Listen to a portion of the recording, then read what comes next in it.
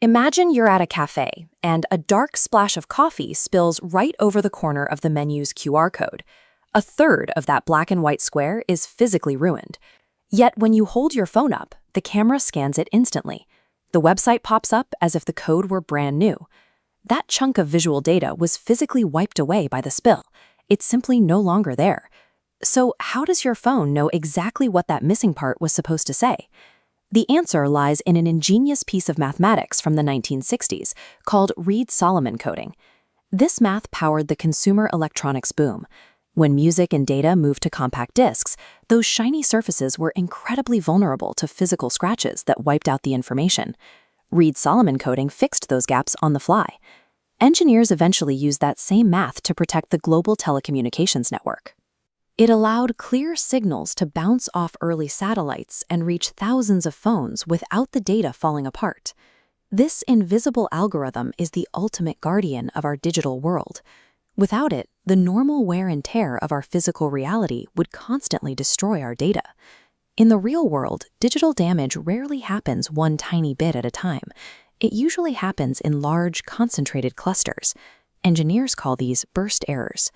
Think of a single scratch ripping across a DVD's surface. That one physical mark takes out thousands of consecutive pieces of data all at once. To fight this, the first rule of Reed-Solomon coding is to stop defending individual ones and zeros. Instead, it bundles those tiny bits together into larger blocks called symbols. It's like grouping individual letters together to form a complete word. By treating data as larger chunks, the computer only has to rescue a few missing symbols, instead of trying to track down thousands of isolated lost bits. To protect these symbols, the system uses a very specific method, adding redundancy. Let's look at a test message, the word hello, divided into 5 separate blocks. Before sending the message, the algorithm generates extra verification symbols based on the original word. The original message and extra mathematical checks are bound together and sent out as one package. Now that package travels through a noisy channel, like a scratched disk or a poor wireless signal, where it encounters interference.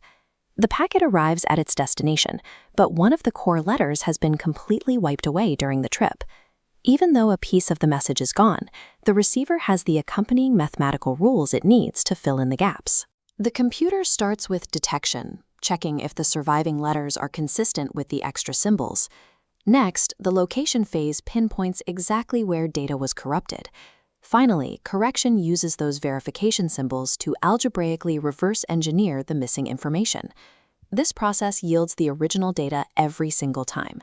It is a mathematical reconstruction of reality. Of course, data cannot survive infinite damage.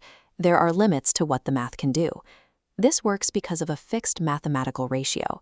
To recover one missing symbol, the system must have sent along 2 extra symbols for protection. Because of that ratio, engineers face a trade-off. To protect against massive damage, you have to use up more digital space just to carry those extra checks. This calculation, balancing storage space against the safety we need, is happening all the time, on a massive scale. NASA deep space probes use this math to protect imagery sent from across the solar system. As the signal travels millions of miles, cosmic radiation can punch holes in the data stream, and the algorithm fills them right back in. But it's also right here at home, in the spinning hard drive saving your family photos, and the scanners reading damaged QR codes. Behind every seamless digital interaction, invisible math is working furiously to put the broken pieces of our world back together.